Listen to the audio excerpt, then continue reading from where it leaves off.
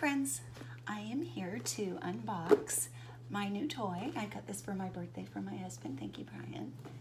It is the small free arm version of the embroidery hoop.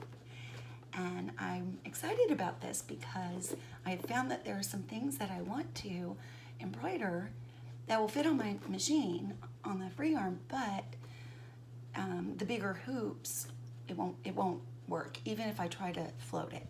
So I'm going to show you how I unbox this and set it up. Okay, so let's open this up. Here we go.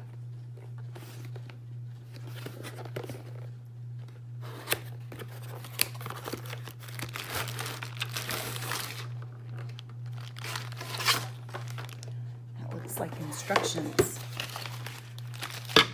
It's kind of important. It is in a variety of languages. Here is my language version. Specially designed for tubular garments such as sleeves and pants legs. But I'm going to try it on something else. Aside. Let's open this up.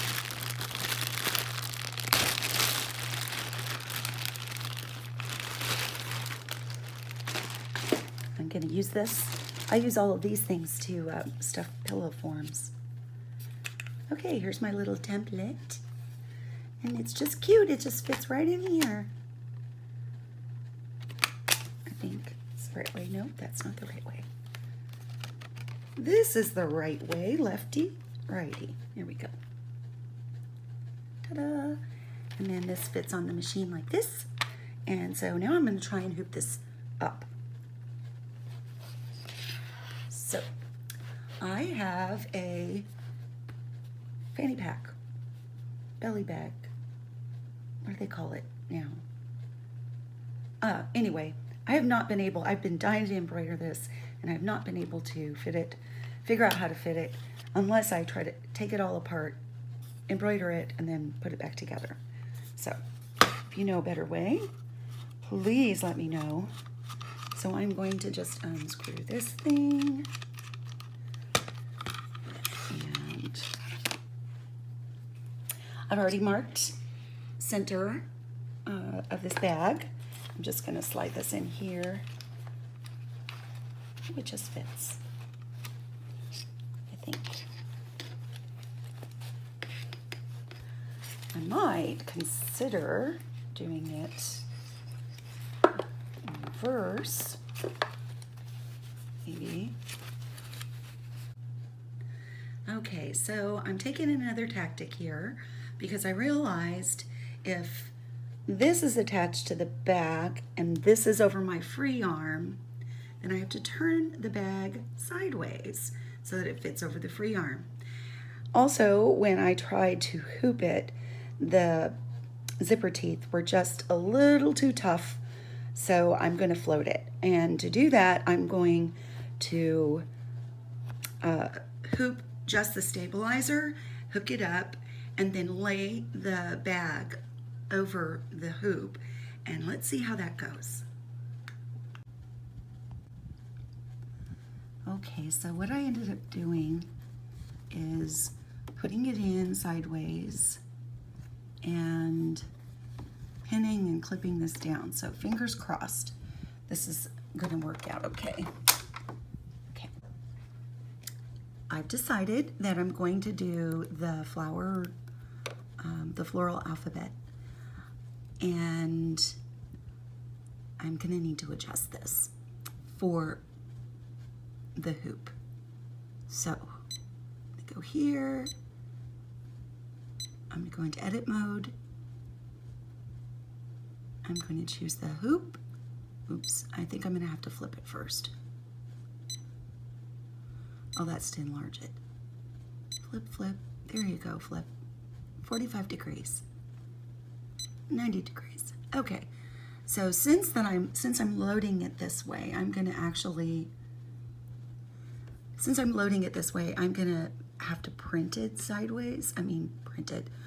embroider it sideways.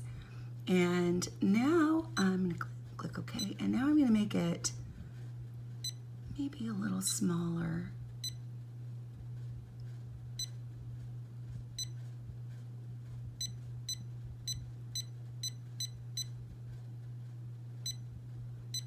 Now I'm going to change to this hoop size.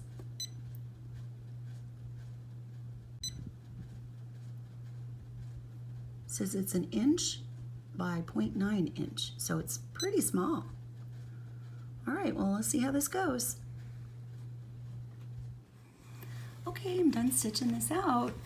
I'm going to just unhoop it and I'll show it to you. Okay, here it is, all finished.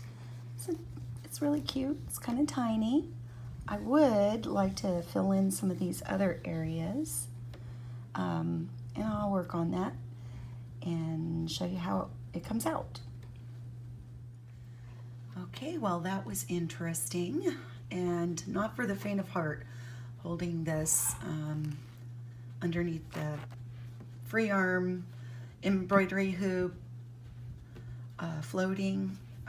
I ended up having to just use these little clips to attach it because I still don't have any spray based. I don't know why.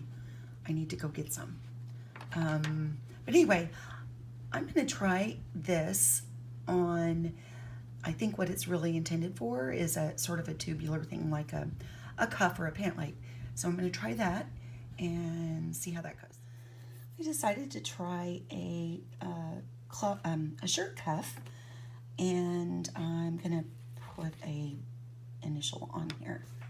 And on the machine, I've added the floral alphabet, and I've reduced the size, and then I changed the hoop to be the FA10. I'm sorry, but I'm terrible. And then you'll notice this thing here. This is if the opening of your tube is less than 8 inches, you use these to limit how much the arm is going to go back and forth so that it doesn't put strain on the machine or end up tearing your garment. But my cuff is well over the 8-inch limit, so I'm going to go ahead and just keep the standard setting. Okay, so I'm going to go ahead and set my hoop in before I hoop the fabric.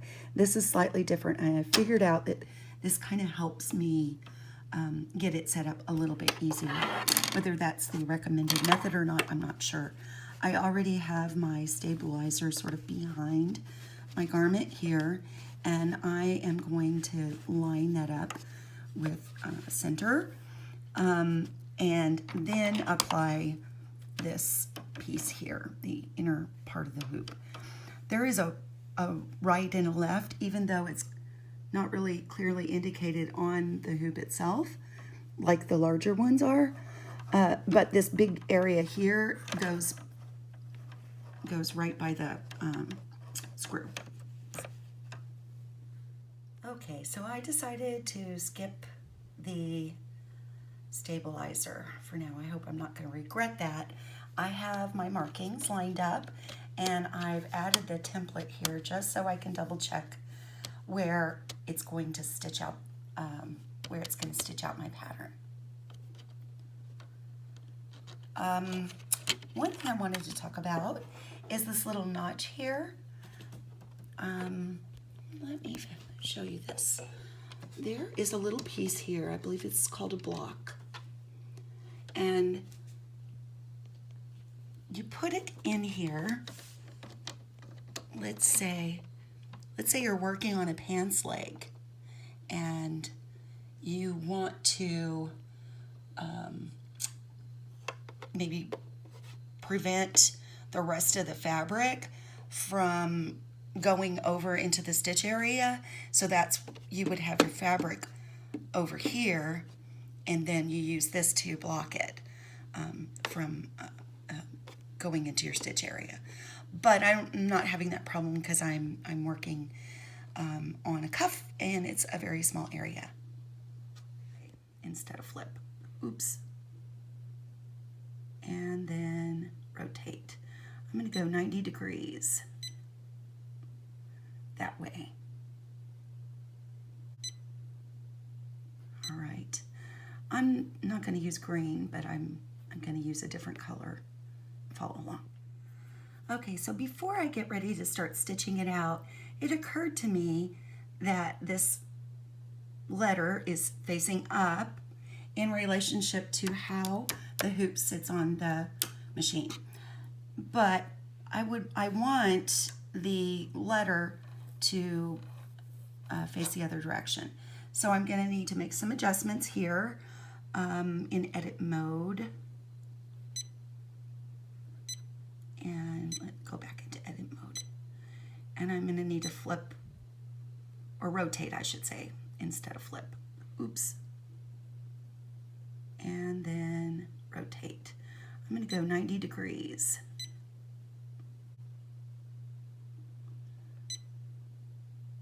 All right. I'm not going to use green, but I'm going to use a different color. Follow along. Okay, so I decided to skip the stabilizer for now. I hope I'm not going to regret that. I have my markings lined up and I've added the template here just so I can double check where it's going to stitch out my pattern. One thing I wanted to talk about is this little notch here. Let me show you this. There is a little piece here, I believe it's called a block, and you put it in here. Let's say you're working on a pants leg and you want to maybe prevent the rest of the fabric from going over into the stitch area. So you would have your fabric over here and then you use this to block it from going into your stitch area. But I'm not having that problem because I'm working on a cuff and it's a very small area. All edited and ready to go.